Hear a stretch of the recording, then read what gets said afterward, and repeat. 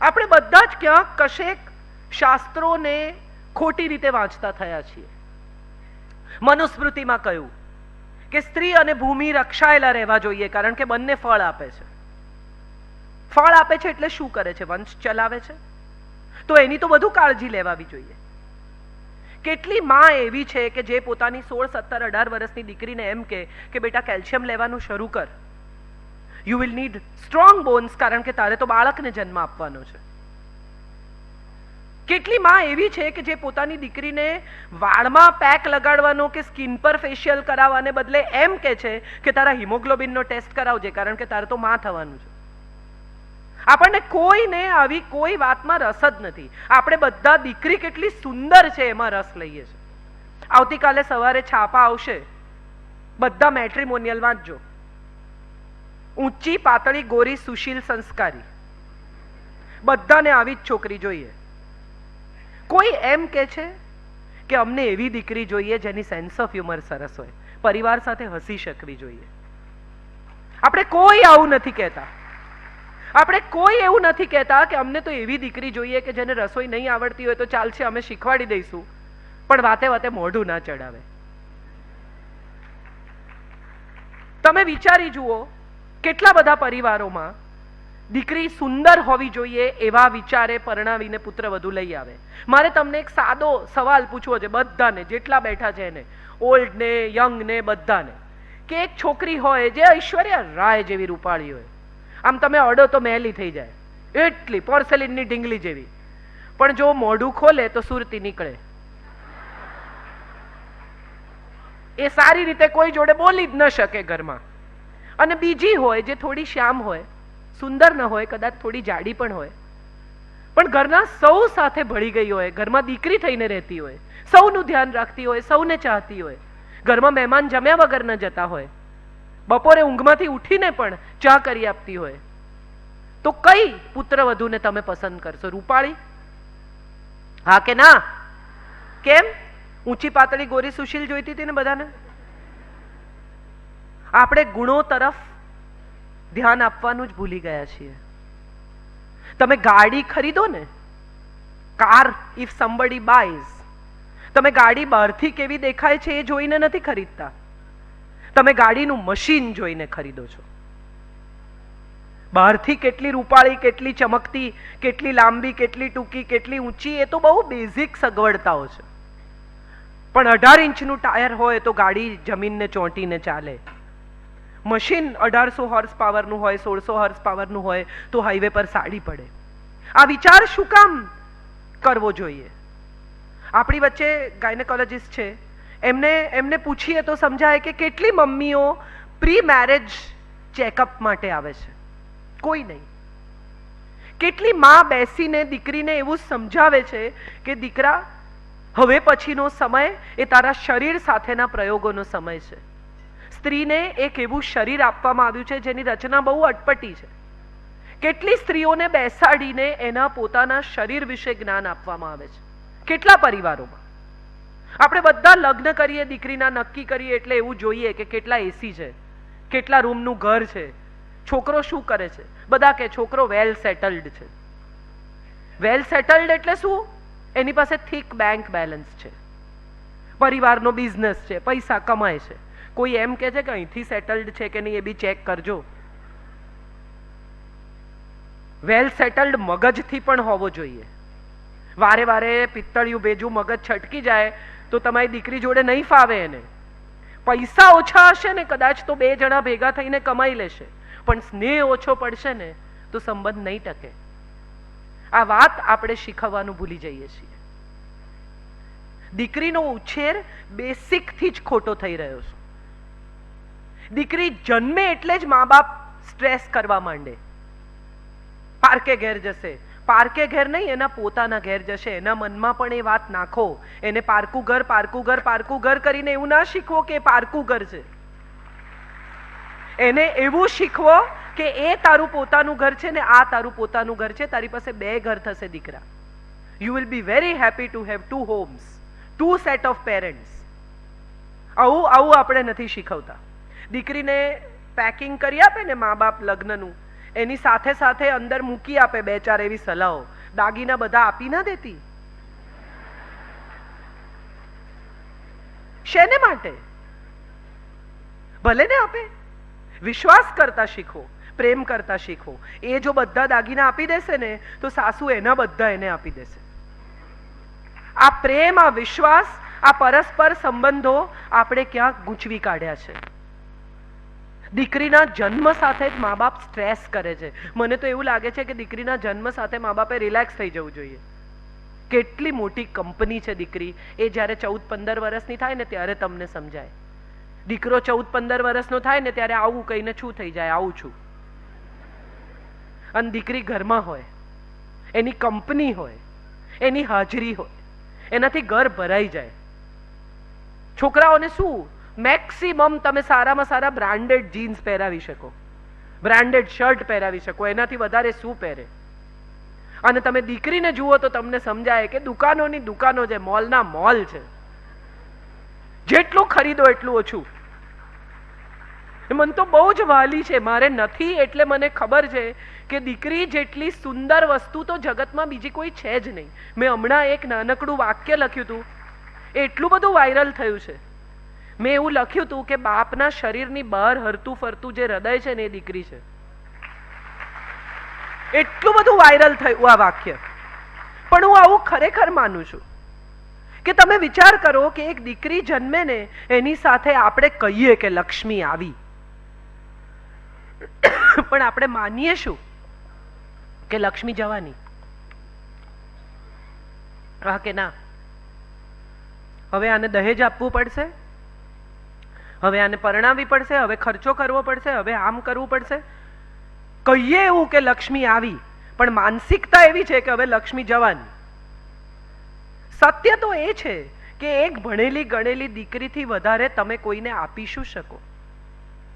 એક માણસ જેણે પોતાની જિંદગીના 25 વર્ષ એક આંબામાં રેડ્યા છે, એ આંબો આખે આખો મૂળ સોતો ઉખાડીને તમે કોકના આંગણામાં રોપી આવો છો, અને એના ફળ આખી જિંદગી એ લોકો ખાવાના.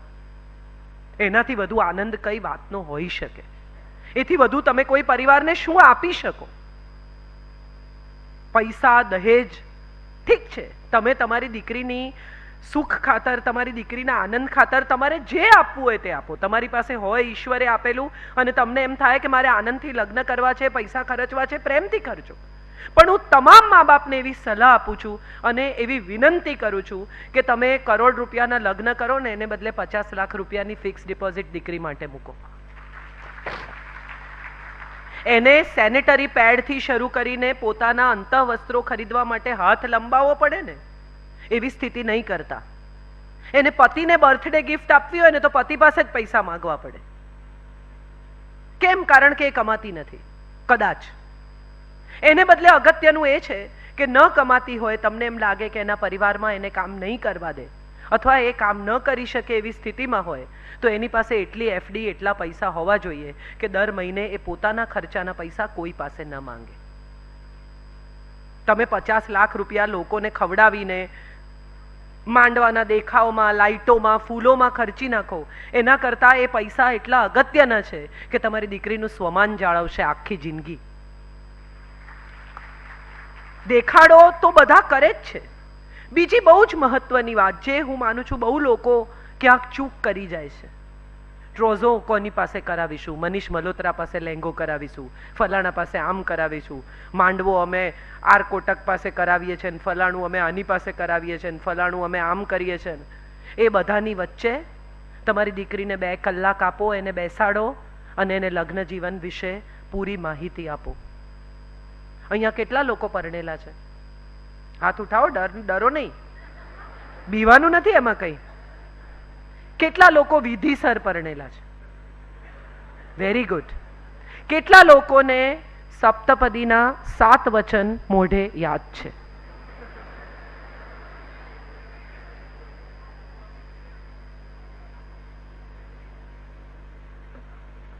તમારા પોતાના માટે તાળીઓ પાડો એકવાર.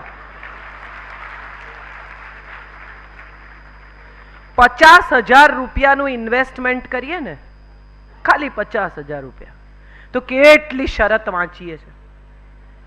માર્કેટ વોલેટાઇલ છે કે નહીં ને, યુલિપમાં નાખશો તો પછી ક્યારે પાછા મળશે ને, મ્યુચ્યુઅલ ફંડમાં નાખો તો કેટલું વ્યાજ આવે ને, કોટકવાળા 6% આપે છે ને, ફલાણાવાળા ઢીકણા ટકા આપે છે ને, SBI 9.5 આપે છે ને.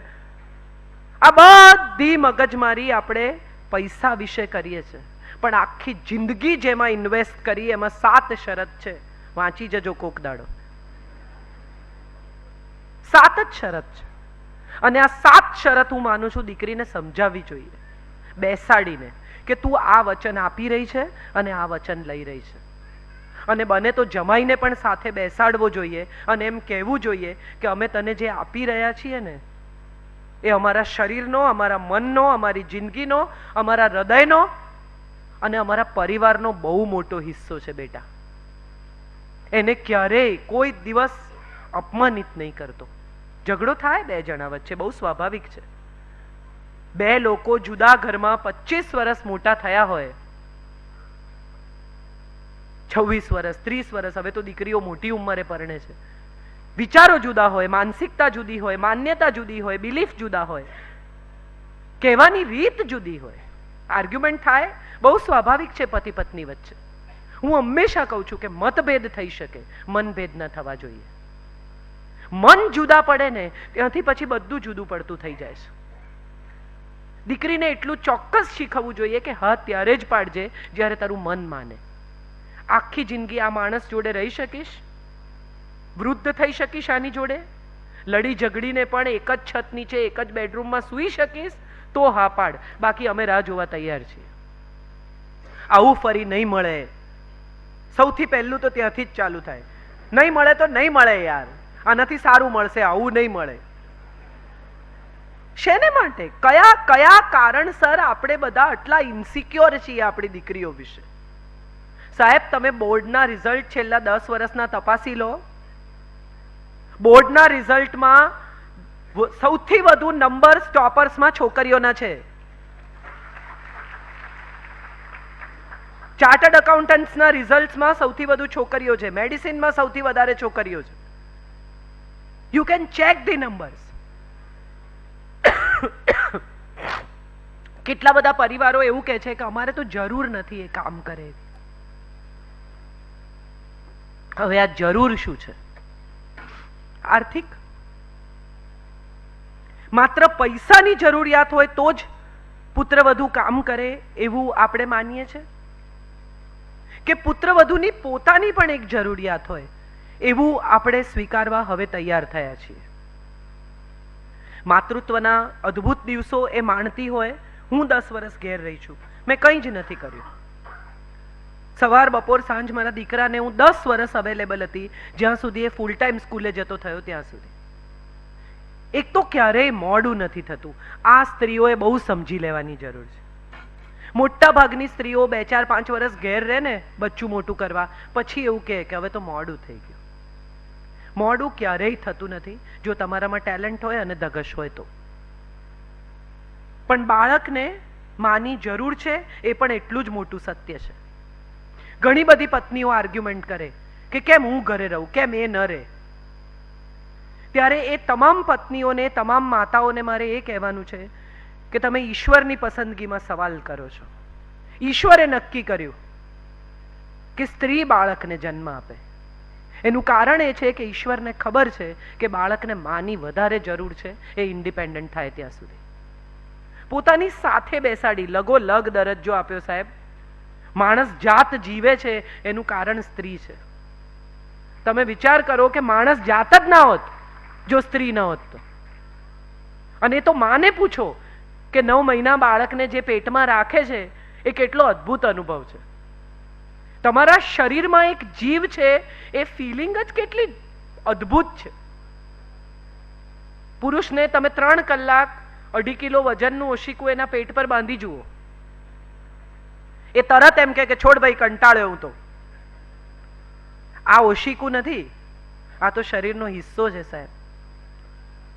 અને માની ઓળખાણ 9 મહિના પહેલાની છે. વિશ્વ જુએ પહેલા માં જાણે છે કે અંદર એક જીવ છે. તમારું બાળક બહાર નીકળીને પહેલી વાર આંખ ઉગાડીને જગત જુએ ને એ પહેલા માને ખબર છે કે અંદર એક જીવ છે, એનું કનેક્શન છે, એનું બિલીફ છે, એની ભીતર કશુંક એવું છે કે જે જન્મીને માણસ થવાનું છે. સાહેબ, આ બહુ સહેલી ફિલિંગ નથી, અને આ બહુ સરળ રીતે સમજાય એવી પણ ફિલિંગ નથી.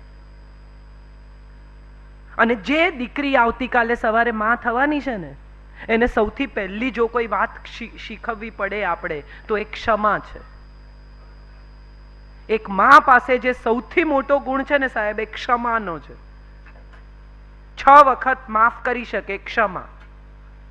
એકની એક ભૂલ માં 6 વાર માફ કરી શકે, મારે નહીં, 6ઠ્ઠી વાર લગાવે.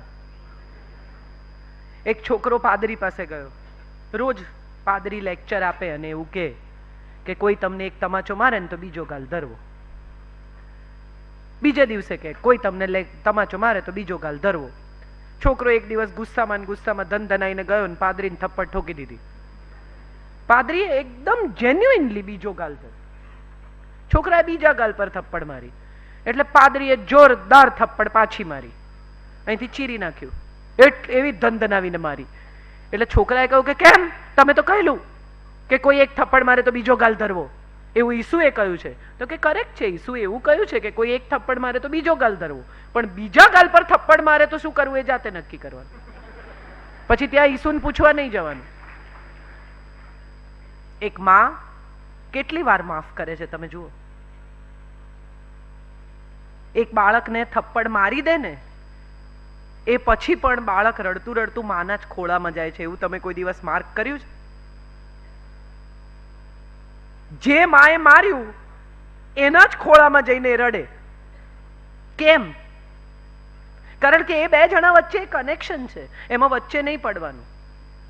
કેટલાક પિતા હોય, એને વડ નહીં, એને માર નહીં, એને આમ ન કર, એ બે જણાને ફોડી લેવા દો ને, એની રીતે ફોડી લેશે. વધારે પડતા લાડ પણ ક્યાંક કશેક આપણા સંતાનને, આપણી દીકરીને બીજે ઘેર સેટલ થવામાં તકલીફ કરશે. બહુ બધા મા બાપને મેં એવું કહેતા સાંભળ્યા છે કે હું મારી દીકરીને દીકરાની જેમ ઉછેરું છું. નંબર 1, તમે એવું સ્વીકારી લીધું કે દીકરાનો ઉછેર બેટર હોય છે. જ્યારે તમે એમ કહો છો કે હું મારી દીકરીને દીકરાની જેમ ઉછેરું છું, એનો અર્થ એવો થયો તમે સ્વીકારી જ લીધું કે દીકરાનો ઉછેર બેટર હોય છે. કોઈ માં એવું કહે છે કે હું મારા દીકરાને દીકરીની જેમ ઉછેરું છું? રુજુ, પ્રેમાળ, સહનશીલ, માફ કરી શકે એવો, થોડું કામ પોતાની જાતે કરી શકે એવો. કારણ કે હવેના સમયમાં દીકરીઓ કમાતી આવશે, મહેનત કરશે. સાંજે કદાચ એવું બને કે પતિ વહેલો આવે અને પત્ની એના પછી ઓફિસથી આવે.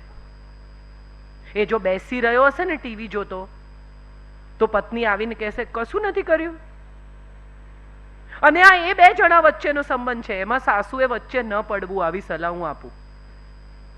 ઘણી બધી મમ્મીઓ એમ કે બોલો આવીને એમ કે છે કે કોફી બનાવી આપ. તે ભલે બનાવે, એની પત્ની માટે બનાવે છે, તમને કેમ ઈર્ષા આવે છે? તમારે એવું કહેવું જોઈએ કે 1 કપ મારીએ મૂકજે, એની મૂકતો હોય તો. શેને માટે?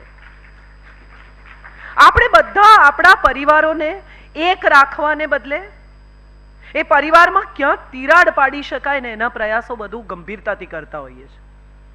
દીકરો આખી જિંદગી પરવળ ન ખાતો હોય, માં વારે વારે કે 2 ચમચી ચાખી જો ને બેટા, કે ના, અને માં એ બટાકા ખવડાવ્યા હોય, કોઈ ન બનાવે તો પણ માં એમ કે ના ના ના એ નહીં ખાય, એને માટે મારે ચણા બટાકા કંઈક કરવું પડશે. અને પછી પત્ની આવે, પરવળ બનાવે, એ સમારતી હોય ત્યારે જ માં કે નહીં ખાય. છોકરો ઓફિસથી આવે, ધનાવીને 3 રોટલી ખાઈ લે, ચૂપચાપ પરવળ જોડે, માને લાગી આવે આખી જિંદગી મેં કીધું તો ન ખાધું. દોસ્ત, આનંદ થવો જોઈએ કે જે તમે 25 વર્ષમાં ના કરી શક્યા ને એને 25 મિનિટમાં કરી નાખ્યું. આ તો મજાની વાત છે, એમાં દુખી ક્યાં થવાનું છે? પાવર ગેમ છે આ. કોઈ પરિવારને અને પાવરને કોઈ નિસ્બત જ નથી. વાયબલનું કામ પાવર સપ્લાયનું છે, તોય એ લોકોના ઘરમાં પરિવારમાં ઝઘડા નથી. એ લોકો અંદર અંદર પાવર નથી કરતા, સપ્લાય કરી દે છે.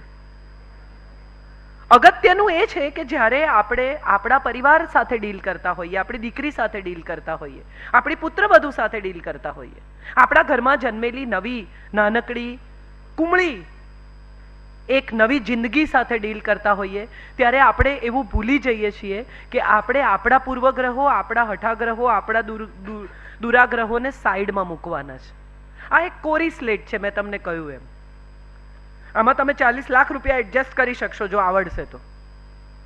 બને એવું કે ઈશ્વરને લાંચ આપવી પડે, પણ કોરી ફાઇલમાં કંઈ પણ એડજસ્ટ થઈ જશે. તમે એક મોબાઈલ ખરીદો ને, સાદો, સપોઝ તમારી પાસે iPhone 5 હોય ને તમે 7, 8, 9, 10 ખરીદો, પછી તમે દુકાનવાળાને કહો, એપલ સ્ટોરને, કે આ ડેટા ટ્રાન્સફર કરી આપ. એટલે તમને કહે કે આ ડેટા ટ્રાન્સફર થાય છે ને ત્યાં સુધી એને અડતા નહીં, હેંગ થઈ જશે. એક દીકરી પરણીને આવે ને ત્યારે પોતાની સાથે 25 વર્ષનો ડેટા લઈને આવે છે. એ ટ્રાન્સફર કરે ને ત્યાં સુધી એને અડતા નહીં, નહીં તો હેંગ થઈ જશે. હું છું કાજલ ઓઝાવૈદ્ય. તમે મને બધી જ જગ્યાએ જુઓ છો, યુટ્યુબ પર, બીજી જુદી જુદી ચેનલ્સમાં, અને એ બધા જ હવે જેટલા વિડીયો તમે બીજે બધે જુઓ છો એ હવે મારી પોતાની ચેનલ પર આવે છે. બીજે ક્યાંય ગયા વગર come to Kajal ઓઝાવૈદ્ય my own. એ છે મારી પોતાની ચેનલ યુટ્યુબ પર, જ્યાં હું અપલોડ કરીશ નવા વિચારો, નવા વિડીયોઝ. રેગ્યુલરલી હું જ્યાં લેક્ચર્સ કરું છું એ વિડીયોઝ પણ તમને ત્યાં મળશે. તો પ્લીઝ બીજે ક્યાંય પણ ગયા વગર do come to Kajal ઓઝાવૈદ્ય my own.